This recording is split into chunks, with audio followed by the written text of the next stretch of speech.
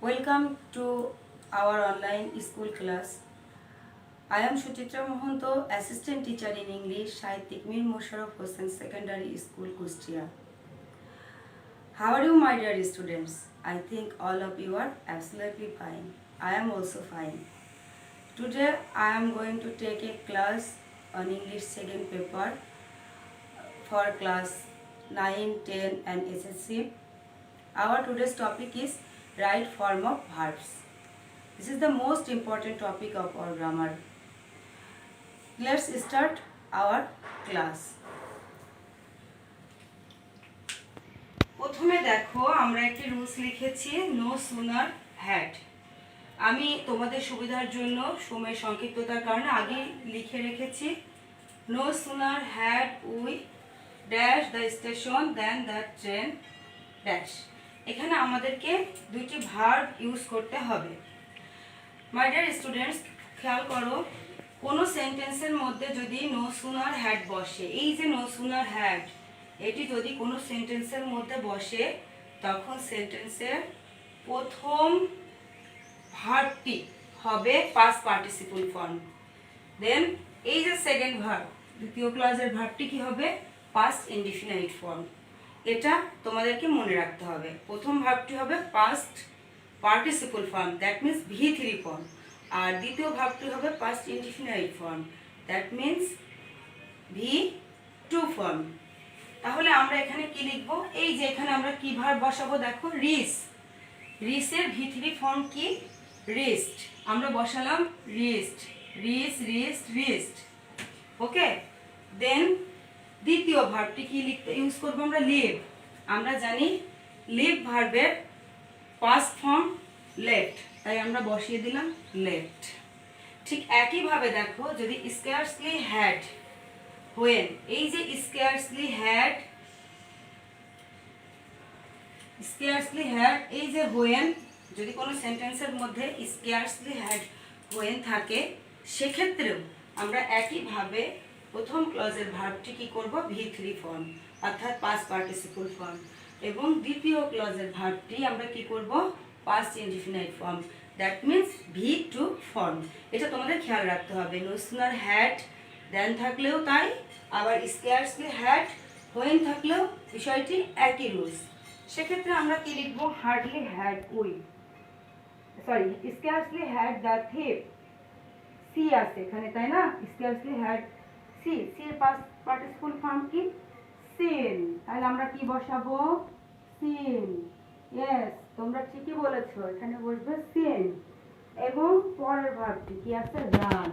এখন আমরা জানি দ্বিতীয় ভার্বটি কি ফর্ম হয়? পাস্ট ফর্ম হয়, অর্থাৎ V2 ফর্ম। তাহলে রানের V2 ফর্ম কি? র্যান। আমরা এখানে বসিয়ে দিলাম র্যান। আমার মনে হয় তোমরা সবাই বুঝতে পারছো। দেন দেখো হার্ডলি হ্যাড, এই যে হার্ডলি হ্যাড, হার্ডলি হ্যাডের পরে কি থাকতে পারে? হোয়েন বা বিফোর। রুলসটা কি আমাদের? হার্ডলি হ্যাড হোয়েন বা বিফোর, যে কোনো একটি থাকতে পারে। হার্ডলি হ্যাড হোয়েনও থাকতে পারে, হার্ডলি হ্যাড বিফোরও থাকতে পারে। সেক্ষেত্রেও এই একই rules, no sooner had then, scarcely had when, hardly had when বা বিফোর, তিনটি রুলসই এক। প্রথম ক্লাসের ভার্বটি হবে V3 form, past participle form, এবং দ্বিতীয় ক্লাসের ভার্বটি হবে পাস্ট ফর্ম, অর্থাৎ V2 ফর্ম। তাহলে আমরা এখানে প্রথম ভার্ব কি আছে? এন্টার। এন্টারের পাস্ট পার্টিসিপল ফর্ম কি হয় বলো তো? হ্যাঁ, entered. Entered. Okay, entered, entered, অর্থাৎ আমরা পাস্ট পার্টিসিপল ফর্ম ইউজ করলাম entered. Then second verb, hardly had we entered the classroom, when বা বিফোর যে কোনো একটি থাকতে পারে, দ্য বেল রিং। তাহলে দ্বিতীয় ভার্বটি কি হবে? আমরা জানি V2 ফর্ম। রিং এর V2 ফর্ম কি হয়? Rang. Rang, ring, rang. Okay, আমার মনে হয় তোমরা এই তিনটা রুলস বুঝতে পেরেছো। আর নেক্সট যাই, মিতা টক্স অ্যাজ ইফ। দেখো আমরা এখানে একটা রুলস পেয়েছি কি? As if. Mita talks as if she everything. এখানে আমরা ইউজ করব কোন ভার্বটি? আমরা ইউজ করব নো ভার্বটি। তো অ্যাজ ইফ, অ্যাজ দো যুক্ত যখন কোনো সেন্টেন্সের মধ্যে অ্যাজ ইফ বা অ্যাজ দো থাকে, অ্যাজ ইফ বা অ্যাজ দো যুক্ত সেন্টেন্সে যদি প্রেজেন্ট ইনডিফিনাইট প্রেজেন্ট ফর্মে থাকে তাহলে হবে ভার্বটি হবে পাস্ট ইনডিফিনাইট। আর অ্যাজ ইফ অ্যাজ দো যুক্ত সেন্টেন্সটি যদি পাস্ট ইনডিফিনাইট ফর্মে থাকে তাহলে ভার্বটি হবে কি, পরেরটি হবে কি পাস্ট পারফেক্ট। অর্থাৎ প্রথম অংশটি অ্যাজ ইফ অ্যাজ দো যুক্ত সেন্টেন্সের প্রথম অংশটি প্রেজেন্ট ফর্মে থাকলে দ্বিতীয় অংশটি হয় কি পাস্ট ইনডিফিনাইট, আর প্রথম অংশটি যদি পাস্ট ইনডিফিনাইট ফর্মে থাকে তাহলে পরের অংশটি হয় পাস্ট পারফেক্ট। তাই তাহলে এখানে দেখো কি আছে, মিতা টক্স অ্যাজ ইফ, এটি কি পাস্ট ইনডিফিনাইট আছে? নো, এটি কোন টেন্সে আছে? মিতা টক্স অ্যাজ ইফ, অর্থাৎ মিতা টক্স ভার্বের সঙ্গে এস যুক্ত আছে, এটি আছে প্রেজেন্ট টেন্সে, তাই না? যেহেতু অ্যাজ ইফ অ্যাজ দো যুক্ত সেন্টেন্সের প্রথম অংশটি খেয়াল করো প্রেজেন্ট টেন্সে রয়েছে, সেহেতু পরের অংশটি কি হবে পাস্ট ইনডিফিনাইট।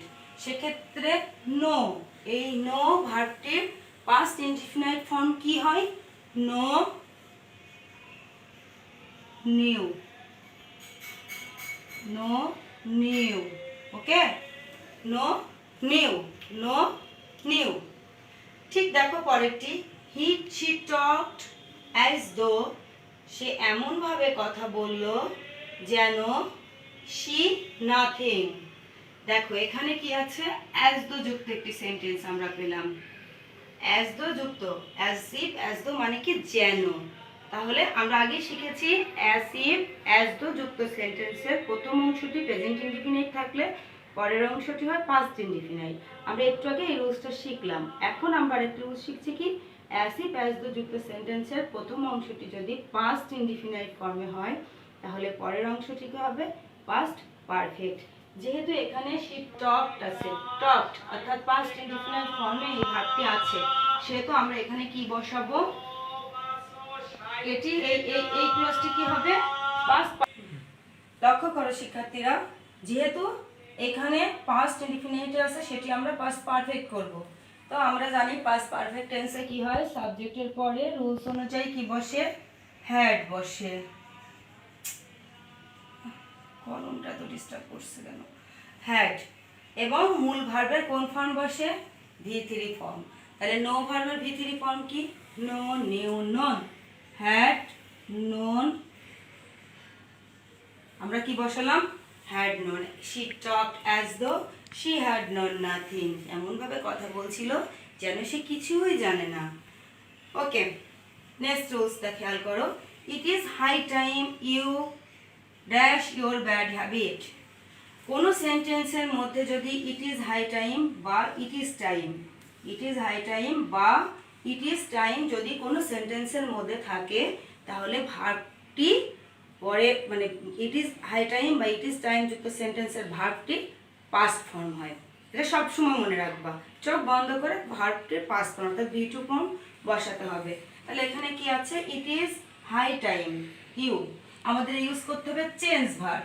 যেহেতু ইট ইজ হাই টাইম আছে সেহেতু আমরা কি করব, চেঞ্জ ভার্বটির V2 ফর্ম বসাবো। V2 ফর্ম কি, চেঞ্জড।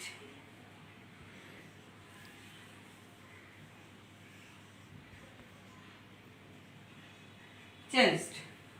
দেন দেখো next one, it is time you home, it is time you home. এখানে আমাদের ড্যাশ হোম, এখানে আমাদের কি ভার্ব বসাতে হবে, গো ভার্ব বসাতে হবে। তাহলে কি হবে, ইট ইজ টাইম আছে, আমরা আগে শিখেছি ইট ইজ টাইম থাকলে সেন্টেন্সের ভার্বটির পাস্ট ফর্ম হয়। তাহলে গো ভার্বের পাস্ট ফর্ম কি দেখো, ওয়েন্ট। গো ভার্বের পাস্ট ফর্ম ওয়েন্ট আমরা বসিয়ে দিলাম। ওকে, দেখো next one, you had better dash the place, had better. পরেরটিতে আছে কি, উড রেদার। কোন সেন্টেন্সের মধ্যে had better, had rather, would better, had better, had rather, would better, would rather, must, need, dare, can, could, shall, should, will, would, may, might, must, need, dare, am to, is to, are to, was to, were to, have to, has to ইত্যাদি থাকলে সেন্টেন্সের ভার্বটির base form হয়, অর্থাৎ present form হয়, অর্থাৎ V1 form. তাহলে এখানে যেহেতু হ্যাড বেটার আছে সেহেতু লিভ, লিভের প্রেজেন্ট ফর্ম কি? লিভ। সুতরাং আমরা লিভ বসিয়ে দিলাম। দেখো নেক্সটে উড রাদার, আমি আগেই বলেছি had better, had rather, would better, would rather, must, need, dare, can, could, shall, should, will, would, may, might, must, am to, is to, are to, was to, were to, have to, has to, had to ইত্যাদি থাকলে ভার্বের base form হয়। সুতরাং আমরা এখানে would rather যেহেতু আছে, আমরা শার্টের প্রেজেন্ট ফর্ম কি হয়? শার্ট, তাই আমরা শার্টই ডিরেক্ট বসিয়ে দেব। আমি মনে হয় তোমাদের বোঝাতে পারছি। আসলে সময়ের স্বল্পতার জন্য আমি বলবো বেশি, রুলসগুলো তোমাদের মুখে বলবো, কারণ আসলে লিখতে গেলে অনেক সময় লেগে যাবে। দেখো তারপরের সেন্টেন্সে কি আছে? Would that. তোমরা সব সময় মনে রাখবা কোনো সেন্টেন্সের শুরুতে যদি উড দ্যাট থাকে, উড দ্যাট দিয়ে যদি কোনো সেন্টেন্স শুরু হয়, তাহলে ওই সেন্টেন্সে সরাসরি সাবজেক্টের পরে কুড বসাবা। খুবই সহজ, একটু অ্যাটেন্টিভলি মনোযোগ দিয়ে তোমরা যদি একটু খেয়াল করো তাহলে এটা মনে থাকবে তোমাদের। সেন্টেন্সটা যদি উড দ্যাট দিয়ে শুরু হয় তাহলে আমরা সাবজেক্টের পরে একটি কুড বসিয়ে দেব। উড দ্যাট আই, তাহলে আমরা কি বসাবো? কুড। যেহেতু সেন্টেন্সই উড দ্যাট দিয়ে শুরু হয়েছে তাই আমরা কুড বসালাম। আর আগে আমি তোমাদের বলেছি যদি সেন্টেন্সের উড যেহেতু বসেছে, উড বা কুড যেহেতু বসেছে, কুডের পরে সবসময় কি হয়? মূল ভার্বের বেস ফর্ম হয়, অর্থাৎ প্রেজেন্ট ফর্ম। সেহেতু এখানে কুডের পরে কি করব? আমরা সরাসরি বাই বসাবো। কারণ যেহেতু কুড বসেছে, উড দ্যাট দেখো আর একটু মনোযোগ দিয়ে বোঝো। এখানে উড দ্যাট আছে বলে আমরা প্রথমে কি বসালাম? কুড বসালাম। আর যেহেতু আমরা কুড বসালাম সেহেতু কুডের পরে সবসময় মূল ভার্বের প্রেজেন্ট ফর্ম হয়, তাই আমরা প্রেজেন্ট ফর্ম বাই বসিয়ে দিলাম। ওকে, দেন দেখো next rules, walk fast, walk fast lest, walk fast lest you dash the train. Lest, কোনো সেন্টেন্সের মধ্যে যদি লেস্ট থাকে, লেস্ট যুক্ত সেন্টেন্সের সাবজেক্টের পরে সবসময় শুড বসবে, সবসময় শুড বসে দেবে। লেস্ট থাকলে মনে রাখবে কোনো সেন্টেন্সের মধ্যে লেস্ট থাকলে লেস্টের পরে সাবজেক্টের পরে সবসময় কি বসে? শুড বসে। তাহলে দেখো walk fast lest you, walk fast lest, তাহলে আমরা এখানে কি বসাবো? শুড। যেহেতু লেস্ট আছে সেই কারণে আমরা বসালাম শুড। দেন আমরা জানি শুডের পরে সবসময়, যেহেতু এটা মডাল অক্সিলারি শুড, শুডের পরে সবসময় মূল ভার্বের কি বসে? প্রেজেন্ট ফর্ম বসে। তাহলে মূল ভার্বের প্রেজেন্ট ফর্ম মিস কি হবে? মিস। মিস এর প্রেজেন্ট ফর্ম মিস। আমার মনে হয় তোমরা বুঝতে পারছো। দেখো নেক্সট রুল, ইফ। এটি খুবই খুবই খুবই খুবই গুরুত্বপূর্ণ রুল। প্রত্যেকটা প্রায় প্রতিটা পরীক্ষাতেই এই ইফ যুক্ত ক্লজের ব্যবহার থাকে। সেটি হয় রাইট ফর্ম অফ ভার্বেও থাকতে পারে, এটি কমপ্লিটিং সেন্টেন্সের মধ্যেও থাকতে পারে। এই রুলসটি খুবই গুরুত্বপূর্ণ। একে তোমরা কন্ডিশনাল সেন্টেন্সও বলতে পারো। এটি কন্ডিশনাল সেন্টেন্সও বলা হয়, কারণ ইফ যুক্ত ক্লজের একটি সেন্টেন্সের উপরে আরেকটি সেন্টেন্স ডিপেন্ড করে, তাই এখানে অনেক সময় শর্তযুক্ত বাক্য বলা হয়। এটি খুবই গুরুত্বপূর্ণ, তোমরা একটু প্লিজ খেয়াল করো। ইফ যুক্ত ক্লজ, এখানে প্রথমেই খেয়াল রাখতে হবে তোমাদের ইফ যুক্ত ক্লজ। এই যে ইফ যুক্ত ক্লজ, ইফ যুক্ত ক্লজের প্রথম অংশটি, ইফ যুক্ত ক্লজ, ইফ যুক্ত ক্লজের প্রথম অংশটি যদি প্রেজেন্ট ইনডিফিনাইট টেন্সে থাকে তাহলে অবভিয়াসলি পরের অংশটিকে তোমাদের ফিউচার ইনডিফিনাইট টেন্স করতে হবে। কখনো কখনো প্রেজেন্ট ইনডিফিনাইট টেন্স থাকলে প্রেজেন্ট ইনডিফিনাইট টেন্সও করা হয়ে থাকে, সেটাও ভুল হয় না, তবে বেশিরভাগ ক্ষেত্রেই ফিউচার ইনডিফিনাইট টেন্সে পরিবর্তন করতে হয়। তাহলে দেখো ইফ ইউ কাম, যদি তুমি আসো, এটি কোন টেন্সে আছে? If you come present indefinite টেন্সে আছে। সো আমি কি লিখব? I will go. If you come I will go. তাহলে আমরা এটা বুঝতে পারলাম আই উইল গো, যেহেতু ইফ যুক্ত ক্লজের প্রথম অংশটি প্রেজেন্ট ইনডিফিনাইট, তাই পরের অংশটি আমরা ফিউচার ইনডিফিনাইটে করলাম। দেখো খেয়াল করো স্টুডেন্ট, ইফ ইউ কেম, এখানে কি আছে? ইফ যুক্ত ক্লজের এই ভার্বটি দেখো কেম, অর্থাৎ ইফ যুক্ত ক্লজের প্রথম অংশটি কোন ফর্মে আছে? পাস্ট ইনডিফিনাইট ফর্মে আছে। তো ইফ যুক্ত ক্লজের প্রথম অংশটি যদি পাস্ট ইনডিফিনাইট টেন্সে থাকে তাহলে পরের অংশে সাবজেক্টের পরে উড, কুড বা মাইট তোমরা বসাতে পারো। উড, কুড বা মাইট বসাতে পারো। অর্থাৎ যদি এটি পাস্ট ইনডিফিনাইটে থাকে তাহলে ওইটাকেও আমরা পরের ক্লজটিকেও ফিউচার ইন দ্য পাস্ট ফর্মে করব। যেহেতু ইফ ইউ কেম এটি পাস্ট ইনডিফিনাইট ফর্মে আছে তাই আমরা এখানে লিখতে পারি আই উড গো। যেহেতু পাস্ট ইনডিফিনাইটে আছে তাই আমরা সাবজেক্টের পরে কি বসালাম? উড বসালাম। আর উডের পরে সবসময় মূল ভার্বের প্রেজেন্ট ফর্ম হয় তাই আমরা গো বসিয়ে দিলাম। আমি মনে হয় তোমাদের বোঝাতে পারছি। তবে তোমরা এখানে উডের পরিবর্তে কুড বা মাইটও বসাতে পারো, সেটিও ভুল নয়। দেন দেখো, if you had come, if you had come, যদি তুমি আসতে, I go. If you had come, I dash dash, এখানে আমাদের গো ভার্বটি দিয়ে কমপ্লিট করতে হবে সেন্টেন্সটি। দেখো, এই ইফ যুক্ত ক্লজের প্রথম অংশটি you had come, you had come অর্থাৎ প্রথম অংশটি আছে পাস্ট, কোনটা আছে? পাস্ট পারফেক্টে, তাই না? হ্যাড আছে পাস্ট পারফেক্ট টেন্স যদি থাকে তাহলে পরের অংশে আমরা কি বসাবো? কুড, উড, মাইট বা শুড, যে কোনো একটি ভার্ব বসাতে পারি এবং তারপরে হ্যাভ বসাতে হবে এবং তারপরে মূল ভার্বের পাস্ট পার্টিসিপল ফর্ম বসাতে হবে। অর্থাৎ could have, should have, would have বা মাইট হ্যাভ, যে কোনো একটি বসাতে পারো, তার সঙ্গে মূল ভার্বের পাস্ট পার্টিসিপল ফর্ম বসাতে হবে। তাহলে দেখো, ইফ ইউ হ্যাড কাম, এখানে আমরা লিখতে পারি কি, যেহেতু এটা পাস্ট পারফেক্ট টেন্সে আছে, I would have, I would have gone, I would have gone, would have এবং তারপরে মূল ভার্বের পাস্ট পার্টিসিপল ফর্ম বসালাম। এই রুলস তিনটি খুবই গুরুত্বপূর্ণ, তোমরা প্লিজ একটু মনোযোগ দিয়ে বাসায় প্র্যাকটিস করো। দেন দেখো, রহিম কনফেস টু, রহিম স্বীকার করলো, দ্যাট ফোন, এখানে আমাদের ভার্ব বসাতে হবে স্টিল। খেয়াল করো,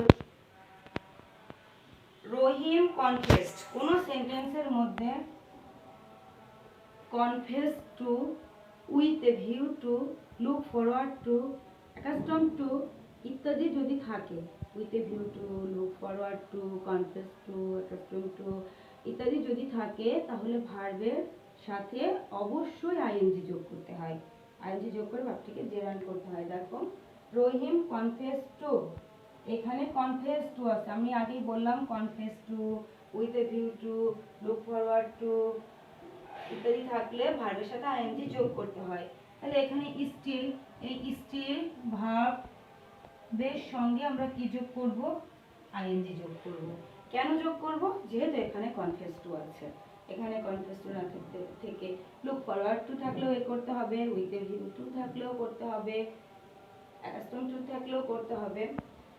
দেন দেখো, এখানে আছে I want to a pen, কিন্তু লুক ফরওয়ার্ড টু থাকলে যেমন ভার্বের সাথে আইএনজি যোগ করতে হয়, ঠিক তেমনি শুধু যদি টু থাকে, টু এর পরে সব সময় মূল ভার্বের প্রেজেন্ট ফর্ম বসে। তোমরা অবশ্যই মনে রাখবা, টু এর পরে সব সময় মূল ভার্বের প্রেজেন্ট ফর্ম বসে। তাহলে আই ওয়ান্ট টু, এখানে যেহেতু টু আছে সেহেতু মূল ভার্বের প্রেজেন্ট ফর্ম বাই বসালাম, বাই বসিয়ে সেন্টেন্সটিকে কমপ্লিট করলাম। আমি আমার স্বল্প সময়ের মধ্যে চেষ্টা করেছি তোমাদের সামনে সবচেয়ে গুরুত্বপূর্ণ কিছু রুলস তুলে ধরার। আমার মনে হয় তোমরা এইগুলো বাসায় একটু প্র্যাকটিস করলে উপকৃত হবে এবং একই সাথে তোমাদেরকে বলছি তোমরা বাড়িতে থাকো, সুস্থ থাকো, নিরাপদে থাকো এবং নিজেদের দিকে খেয়াল রাখো। এবং অনেক অনেক ধন্যবাদ এতক্ষণ আমার ক্লাসটি এনজয় করার জন্য। ধন্যবাদ সবাইকে।